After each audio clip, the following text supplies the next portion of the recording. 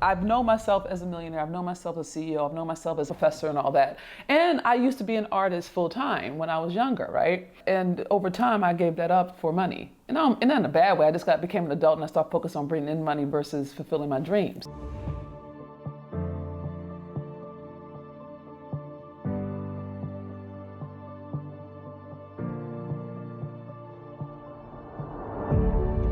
When one of my reps recommended me to do a play, so I can, in a lot of ways, break into Hollywood as a writer, specifically solo performance pieces, because that's my thing. I got to Highways Performance Space and Gallery. Leo was amazing. He's the artistic director, I believe. He and I talked, and I bought the theater. I bought it for the week. I tried real hard to find a Black woman director. And it was just a habit, because I was like, she would understand me, blah, blah, blah, but nothing fit. And we tried. People's availability wasn't happening. It was around the holiday season. My stuff was gonna go up right at the beginning of January, like January 17th, 18th, and 19th, that was gonna be the weekend. And we just couldn't find someone who was a really good match.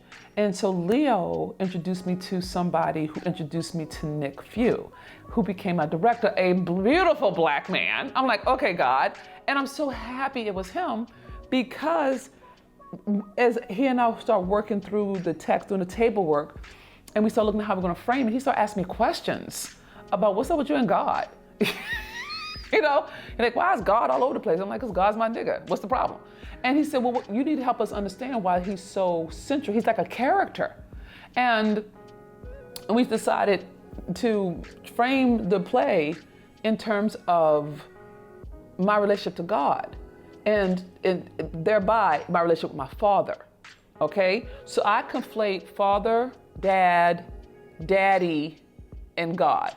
I conflate them. They're all conflated in me. They're all combined. They're not separate. Because I was directed by a Black male director, it gave me different accesses. And it also gave me a different permission in terms of sexuality, in terms of allowing myself to be seen as a sexual being.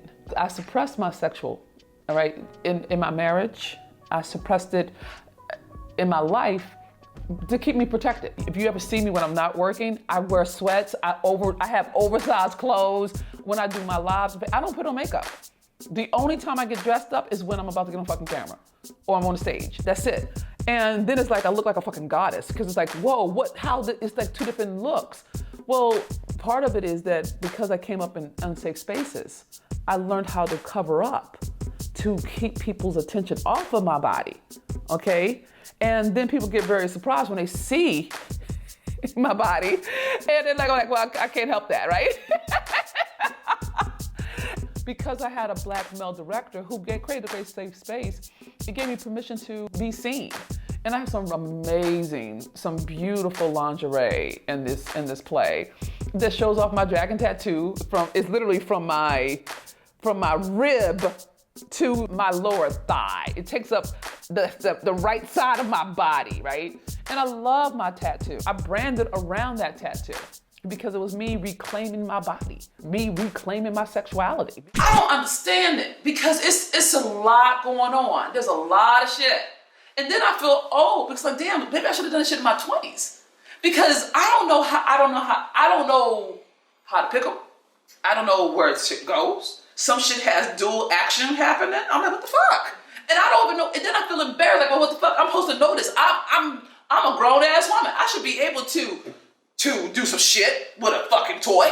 But I don't know what to do with it, so I don't fuck with it. So then I'm like, what the fuck? I want to take cold showers for the rest of my fucking life? You know what I'm saying? So it's frustrating. So I took it to my friends, my Facebook fam, right? They helped me understand some shit. Okay. Now, granted, I'm gonna have to go take some classes. I'm gonna have to go to some shops and do some things. But I had my Facebook tribe help me see that I'm not abnormal, because I don't know how to do shit with a sex toy. I can fuck whoever I wanna fuck. That's not a bad thing. It's okay to be sexual. It's okay to be a woman, you know, and it's safe to be a woman. Now, granted, I have people around me that helps make sure nothing's crazy, but I don't have to hide me anymore.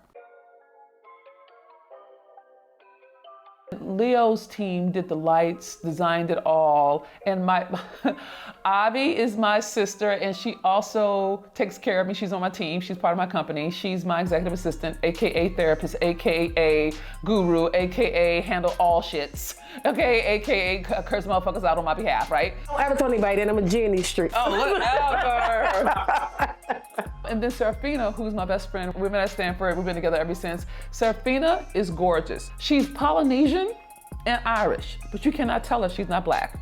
She's blacker than I will ever be. And if you say some bullshit out your face, be prepared to be dressed down in the most eloquent and edgy way possible. She's the only person I've ever met who can out-logic me. And that's why we love her. And she's a fucking gangster with it, and she's protective of me. And she has a background in psychology. Her mom was a psychologist. Avi has a background as a counselor. She was a counselor for Johns Hopkins University. So both of them are really great with my PTSD. They're very good with my needs in terms of my sensitivities. So to have them near me is very needed. They're part of the team. Nana, she was in the hospital, so she couldn't come. Now, Nana's the chairman of the board. Nana can veto me. Nana is 75 and I do what she says. And she couldn't be there physically. It was the first time she was at one of my shows since college, right? And she's been at all my live events, and she leads my events from the back. So she listens and she lets me know what's missing, right? But she was on the phone, so I was covered. And then I had some other team members there to support me, and then I had people fly in to be with me for the entire weekend. And it was fascinating because we did the rehearsals, we did all the stuff, and when people came, the thing that blew my brain apart was if there were 100 people in the room, 90 of them were Black women entrepreneurs. Do you understand how dope that is?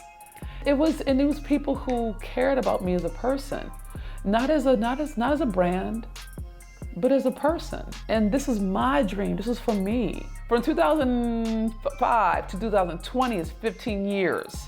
So it's been 15 years since I have been on a stage as a performance artist. And I was intimidated and I was scared and I couldn't remember my lines. My mind would not hold the information, and I knew them, I wrote them, but I couldn't remember them, and it scared me. And I'm like, God, I can't do this. This sucks. I want you to know, this is sucky. I know myself as a leader. I know myself as a CEO. I know myself as a multimillionaire. In this space, I ain't shit. I don't have any of the comforts that I have built to buttress up my sense of self in terms of confidence. When there's a stage, and nothing else. It doesn't matter how many degrees. It doesn't matter how much money. It doesn't matter the titles. It's me and a microphone. And it's been challenging. It's been upsetting. It's been challenging, and it's been triggering. And I was like, oh shit, fuck. I don't know if I can still do this. I got aches and pains. I have joints. I have knees. I have hip flexors, right? So it was scary, and I was nervous, and I was like, God, what if nobody comes? What if nobody likes my performance or my work or my words? Which I think any performer goes through. I think that's I think that matters, because if it matters to you, you will say, I hope people come. The week of rehearsal was great. Troy was there. Troy is my visual storyteller. Troy is like, woohoo! Troy gets on planes for me, and he's perfect. But he's a real grounded, energetic. He's very, very grounded. Sometimes he'll just sit beside me and put his shoulder on mine to make sure I know I'm not alone. He's just a great, he's a great man. And so he was with me the whole week, which was comforting because Nana wasn't. So I had the familiarity of people who I know love me, which helped me calm down. And my puppy, Happy, he's a pup. Happy is just, he was born for the stage. He really was. And so he was doing puppy stuff. And whenever we did the performance, he would go climb up in the chair, check the space, make sure shit's good. Then he'd go to sleep. Like, I'm good. You good? I'm good. And he did that every performance.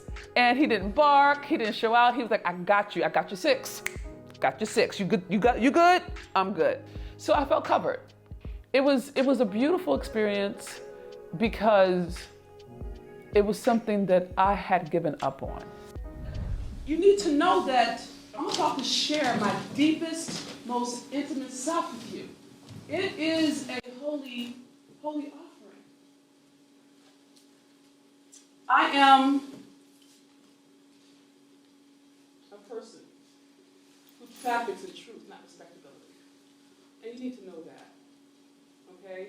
I am sexually explicit, queer identified, into kink, and I love the Lord.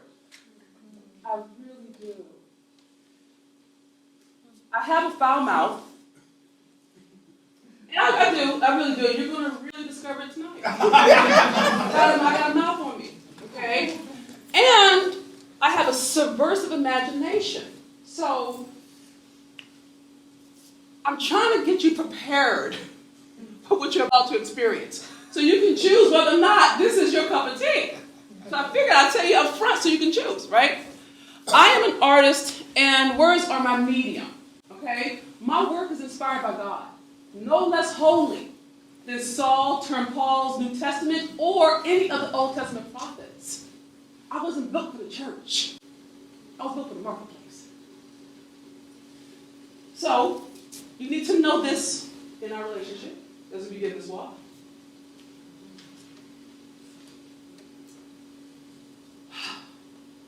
If you feel compelled to come for me, based on how me and God roll, be warned. I'll talk back.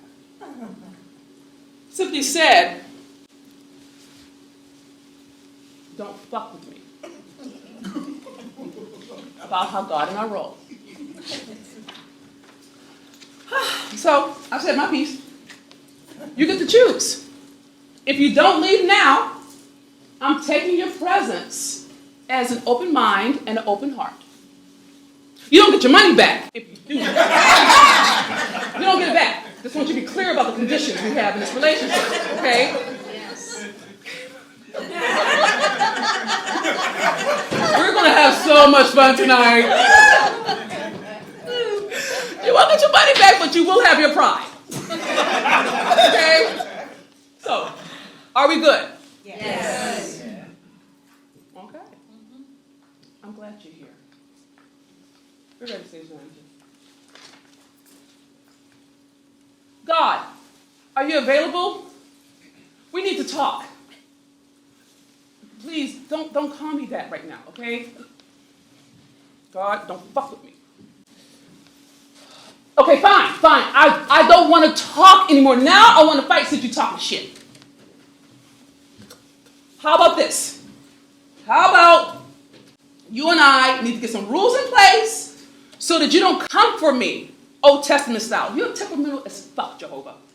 I got really good at money. I've always been good at money because of the street thing.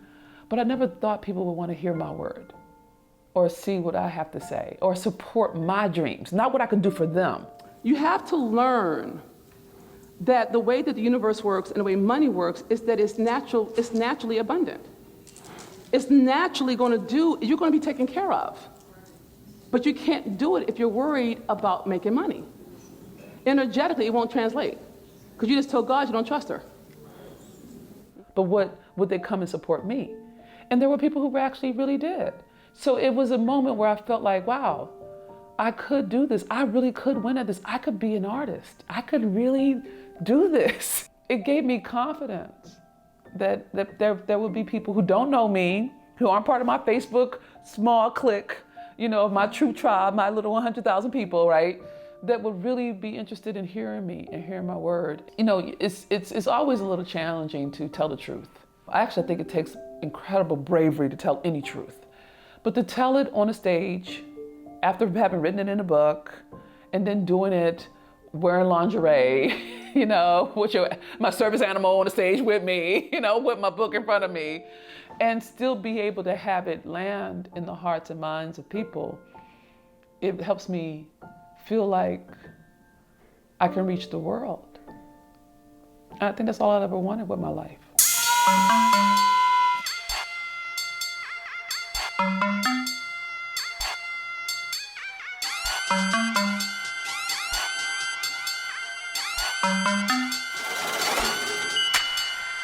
Even though I'm a hot mess. You know you want this hotness. Even though I'm a hot mess. You know you want this hotness. Even though I'm a hot mess. You know you want this hotness. You know you want this hotness. You know you want this hotness.